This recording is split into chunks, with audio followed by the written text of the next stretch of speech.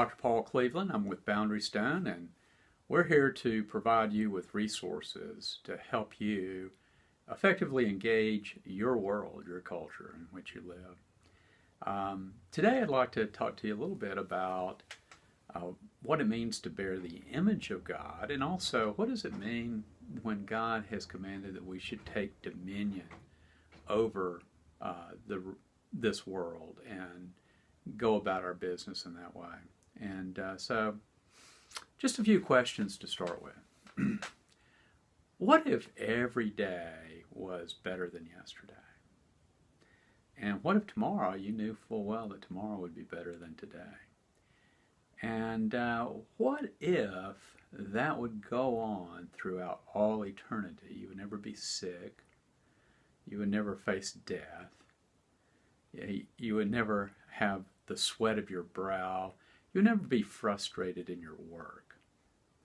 You know, what if that were the case? What if the entire universe had been designed for us as a bit of a playground? We didn't know everything about it, but we could go out and investigate and discover and create. And that each of those discoveries, each creation, each novel we read, whatever it was that we're doing, brought us into a closer connection with our Creator. And it also was something that would be edifying to our fellow man. Wouldn't that be a fabulous world to live in? I think that's what God had in mind. And I think that's what He's redeeming us for, that we would be about doing that. And you know, we can begin that whole process right now. But it's the process of interacting with one another in peace and not in violence.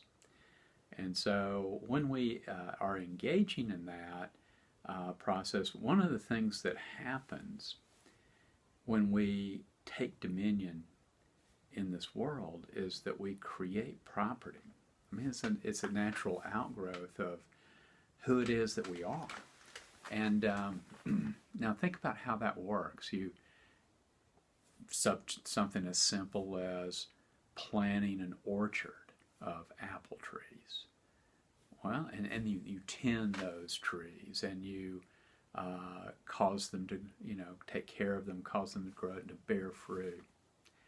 Well, it becomes your fruit, and fruit that you can then trade with others. Or no matter what it is that you're gifted at doing, that you can engage in and be productive in various ways, and that would edify other people. Well, I think that's the kind of world that God created. He did not tell Adam and Eve, oh, look, you're in the garden, just kind of hang out. Adam, just throw yourself up a hammock between two trees and while away the days. That's not at all the instructions he received.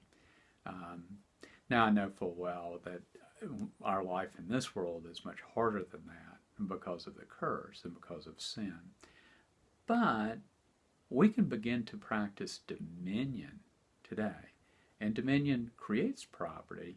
And one of the things that I hope you'll begin to see is that private property, is a bedrock upon which sound economies are nourished and upon which they grow.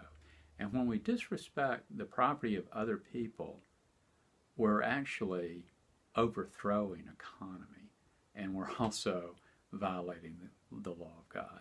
So I hope this gives you something to think about as you hope to engage your world in a productive and positive way for Christ.